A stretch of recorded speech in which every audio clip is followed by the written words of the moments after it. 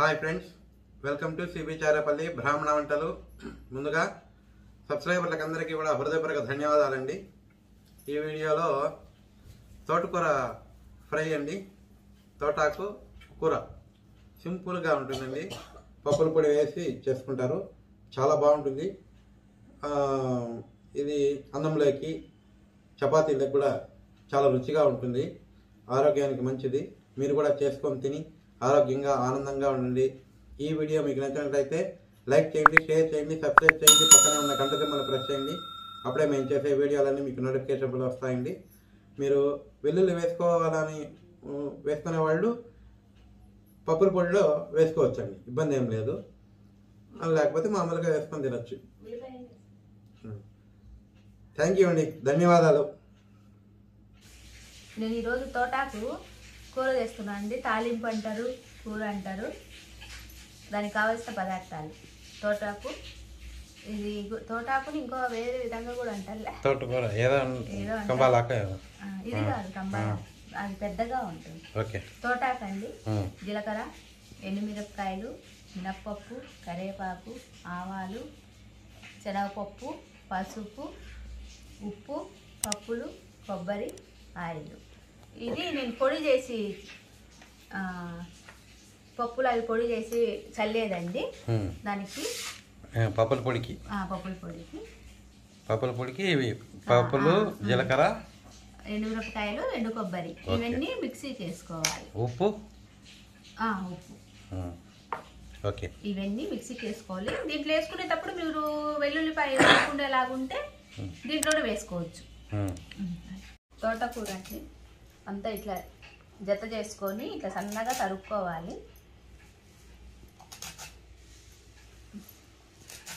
అంతా ఈ విధంగా తరగాలండి.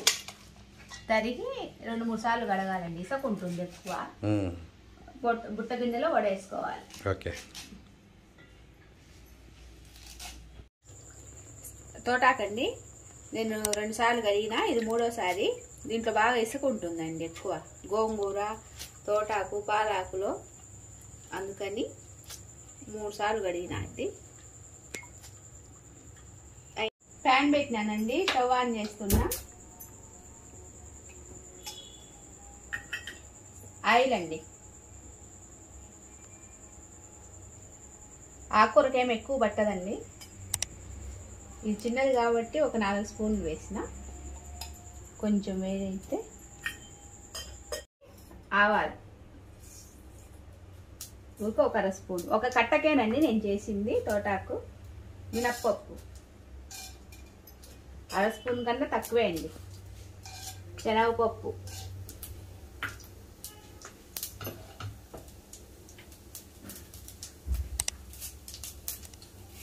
కరివేపాకు ఒక 2 రెమ్మలు,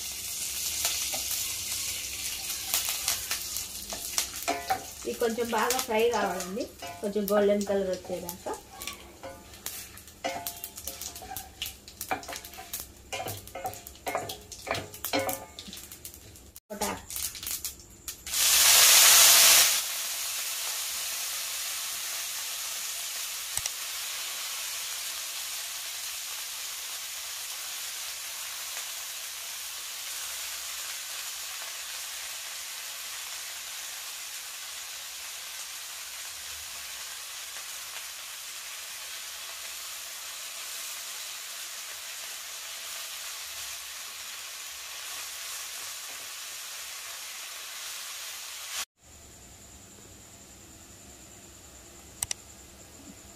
ఇది వేసిన తర్వాత బాగా కలుపుకోవాలండి. ఎందుకంటే మాకు బాగా శబ్దం వస్తూ ఉంటే ఆఫ్ చేసినాము. ఆ సౌండ్లో ఏమి వినపడదండి, నీళ్ళు కదా, అందుకు. ఇట్లా బాగా కలుపుకున్న తర్వాత ఒక చిటికెడు పసుపు, ఉప్పు అండి. నేను ఆల్రెడీ మళ్ళీ పప్పుల పొడిలో వేస్తా, అందుకని కొంచెం వేసిన దీంట్లో. ఇది బాగా కలుపుకోవాలండి. కొంచెం తక్కువే పడుతుంది ఉప్పు.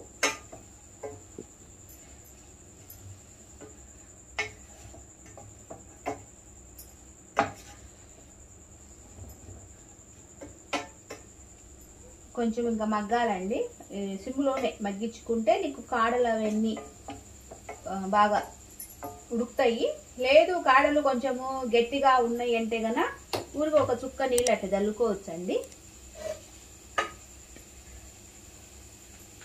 మూత పెట్టేస్తున్నానండి. మళ్ళీ పుట్నాల పప్పులు, ఎండు కొబ్బరి ఎంతైనా వేసుకోవచ్చండి, మన ఇష్టం అది.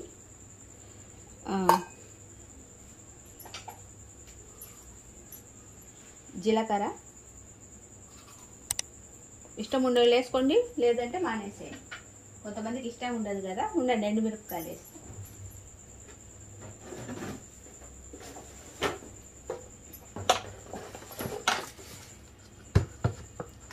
ఎండుమిర్చి అండి, కారం ఉన్నా వేసేసుకోవచ్చు, ఎండుమిర్చి అయినా వేసుకోవచ్చు. నేను ఎండుమిరపకాయలు వేస్తున్నా.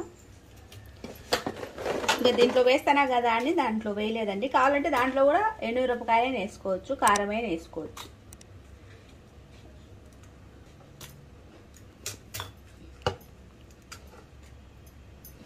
ఇంకా మిక్సీ పడుతున్నానండి.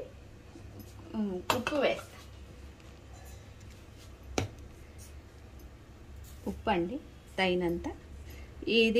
ఈ పొడి దేనికైనా పనికొస్తుందండి, ఎక్కువ ఉన్న ఇస్తున్నానండి.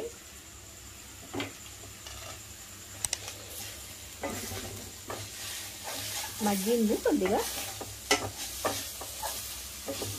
కాడలు ఉడికినాయో లేదో చూద్దామండి.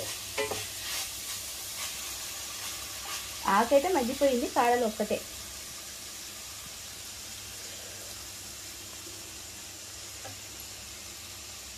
కాడలు కూడా మగ్గిపోయినాయండి. కొంచెం అట్లా మూత పెట్టకుండా వదిలేస్తే ఉండే తడి కూడా ఆరిపోతుంది. పొడి అండి ఇప్పుడు పట్టినాను. మీరు ఈ పొడిలో కావాలంటే వెల్లుల్లి వేసుకోవచ్చండి, నేను వేయలేదు. పొడి వేస్తున్నానండి. ఒక 2 స్పూన్లు వేసిన. ఇప్పుడు మనము ఎర్రగడ్డ కూడా వేసుకోవచ్చండి తిరమాతలో. నేనేమీ లేకుండా చూపించేనా. ఇంతకుముందు చేసిన ఒకటి ఉల్లిపాయ వేసి మా వీడియో ఉంది చూడండి.